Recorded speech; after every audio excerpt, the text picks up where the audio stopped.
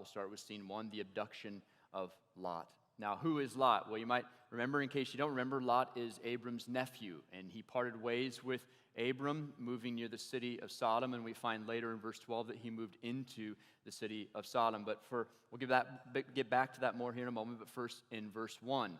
In those days, King Amraphel of Shinar, King Arak of Elasar, King Kedorlaomer of Elam, and King Tidal of Goim waged war against King Bera of Sodom, King Birsha of Gomorrah, King Shinab of Adamah, and King Shemember of Zeboim, as well as the king of Bela, that is Zoar. All of these came as allies to the Siddim Valley, that is the Dead Sea. Now, you say those names 3 times fast, and your tongue definitely will get twisted. I don't know if I'm saying those names right. I just make them up as I kind of go along, whatever Spirit's leading me to say at that moment in time. Now, Moses here, he gives us 2 sets of kings.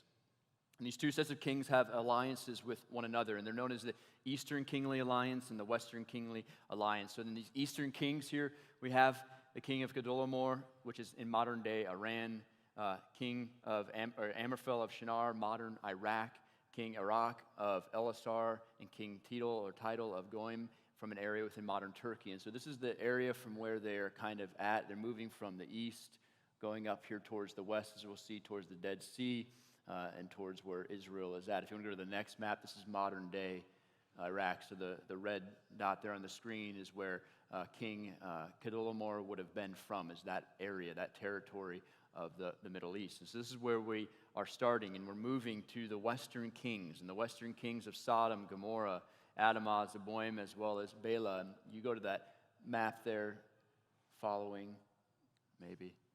Yes, that one, thank you. Down by the Dead Sea, you'll see these Sodom, Gomorrah, Bela, Adamah, Zeboim. These are all the 5 kings that are in alliance with one another, the Western kings. Now, these Western kings were told in verse 4, they were subject to Kedorlaomer for 12 years. But in the 13th year, they rebelled. That after 12 years of being subject to this king from the Mesopotamian area, these Western kings of the Siddim Valley or the Dead Sea area decided they were done. They decided they were done being subjects to this king of the east, and so they rebelled against him.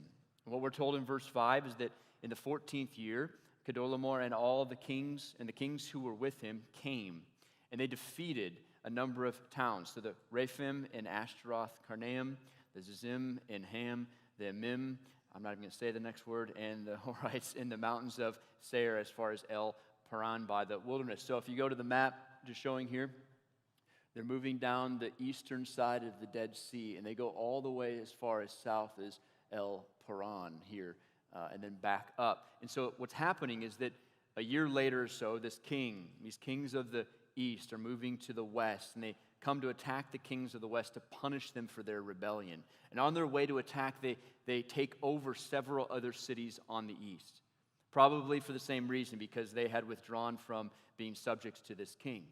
And so King Kedorlaomer and his allies, there's like kind of a war plan that was twofold. Is first to subdue these Transjordan lands just up there to the northeast, and then to come down alongside the Dead Sea to just the south of the Dead Sea there, where they would take over the Dead Sea kings. And so their first route, they first route at the very top, the Rephaim at the very top, or close to the top of the screen there. And the Rephaim is an important defeat because they were known as giants in the land. They're famous for their height.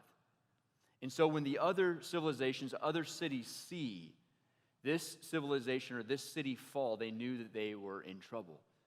That the first stroke, so to speak, of this army was to subdue the most intimidating of their opponents, the giants of the Transjordan area. And so King Kedorlaomer and his allies, they sweep through this whole western or eastern side of the Dead Sea down to the very bottom there of the screen. And what we're told is this, then in verse 7, they came back to invade En Mishat, which is the Kadesh. So they move back up to the north here, taking over the Amalekites, the Amorites, back up to the western side of the Dead Sea, and defeating everybody in their path, destroying everyone on their way. And so this is a well-conceived and executed strategy or war plan that left these 5 kings that we'll see here at the bottom of the Dead Sea in a position where there is no mercy.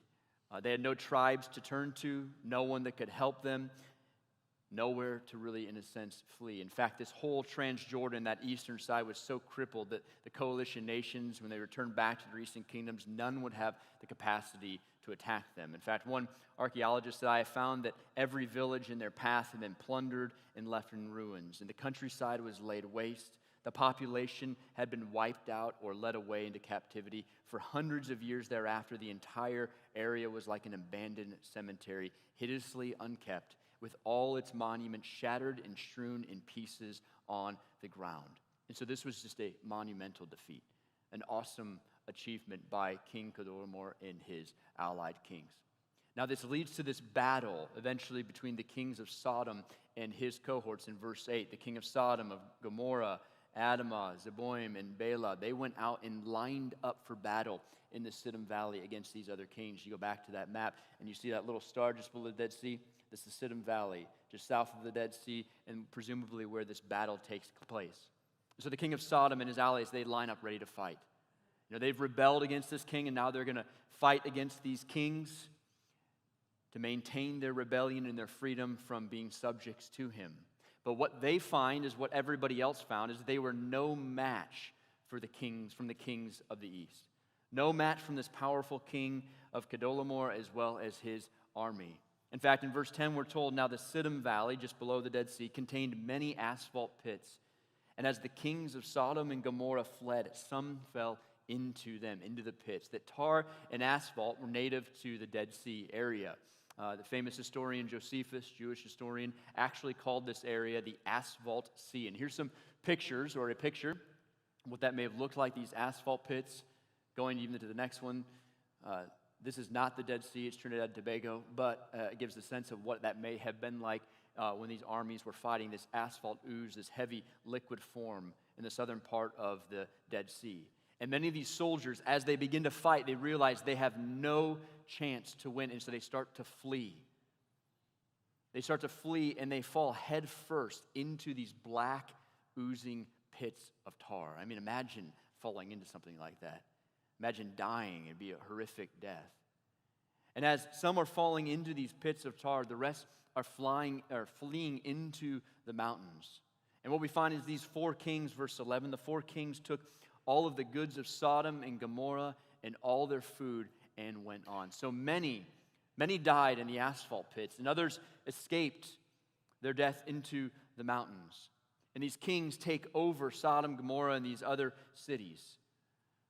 But one thing in particular happens as they're taking over these cities, verse 12. They also took Abram's nephew, Lot. They took Abram's nephew, Lot, his possessions, for he was living in Sodom, and they went on.